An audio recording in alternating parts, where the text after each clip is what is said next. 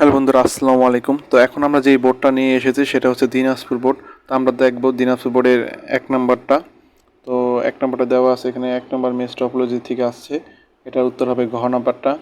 তারপরে এটা আমি পড়লাম না, এটা হবে 2-এর হবে ঘ নাম্বারটা। তারপরে 3 যেটা আছে 3-এর হবে 2 ও 3 মানে গ নাম্বারটা হবে। তারপরে এটা সহজ আছে, এটা খুব সহজ, এটা সবাই জানে যে পৃথিবীর সকল ভাষাকে কোন কোডভুক্ত করা সম্ভব হয়েছে, ইউনিকোড।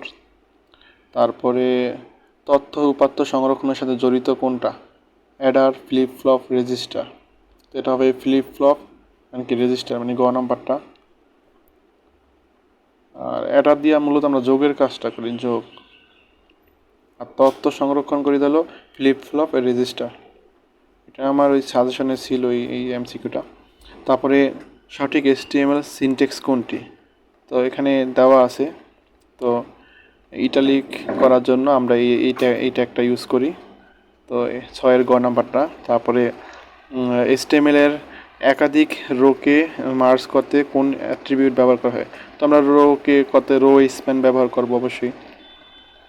তারপরে নিচের কোনটি রিলেশনাল অপারেটর, তো এটা তার রিলেশন বোঝায়, তো এটা হচ্ছে রিলেশনাল অপারেটর। তো 8-এর খ নাম্বারটা, প্রোগ্রামের ভুল ত্রুটি সংরক্ষণ পদ্ধতি কী বলা হয়, ডিবাগিং। এটা তো সহজ, সবাই জানে, এটা খুব সহজ, ডিবাগিং। তারপরে দুটি স্ট্রিংয়ের মাঝে তুলনা করার জন্য সি প্রোগ্রামিং ল্যাঙ্গুয়েজে কোন লাইব্রেরি ফাংশন ব্যবহার করা হয়, এটা ক নাম্বারটা হবে। তারপরে 10-এর 10 তো পড়লামই, এটা হচ্ছে 11 প্রোগ্রামে এই যে প্রোগ্রামটা দিয়েছে সেটা আউটপুট বের করতে বলছে, তো এটা হবে খ নাম্বারটা।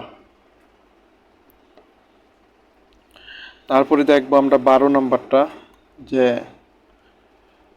প্রোগ্রামটির ভ্যারিয়েবলগুলোর মেমোরিতে মোট কত বাইট জায়গা দখল করে, এটা হবে 12 বাইট। তারপরে ট্যানারি শিল্পের বজ্রকে দূষণমুক্ত করতে কোন প্রযুক্তি ব্যবহৃত হচ্ছে, এটা অবশ্যই ন্যানো টেকনোলজি।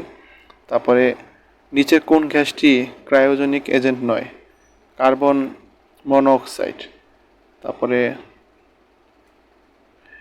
15 নাম্বারটা, 15 নাম্বারের প্রশ্নের উত্তর দিছে ঘ নাম্বারটা। তারপরে 16 হবে জেনেটিক ইঞ্জিনিয়ারিং। তারপরে 17 হবে 1 আর 2 মানে ক নাম্বারটা। আর নিচের কোনটি সিমপ্লেক্স মোডের উদাহরণ, সিমপ্লেক্স মোডের উদাহরণ, তো এটা জয়স্টিক হবে সিমপ্লেক্স মোডের উদাহরণ। তারপরে 19-এর হবে খ, 1 আর 3।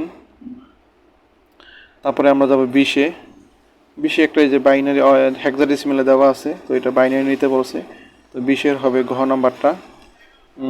তারপরে এখানে 21-এর হবে গ নাম্বারটা।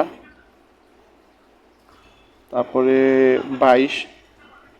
22-এর ক হবে, অ্যান্ড হবে এমন একজোর হবে। আর একটি ওয়েবসাইটের অংশ হলো, এটা অন্যান্য বোর্ডেও আসছে দেখলাম, যে একটি ওয়েবসাইটের অংশ হলো কী একটা ওয়েবসাইটের অংশ কোন বোর্ডে জানে আসছে, এটা পড়লাম আমি। তো 23-এর ক হবে। আর 24 নাম্বারটা, 24-এর ক হোস্টিং।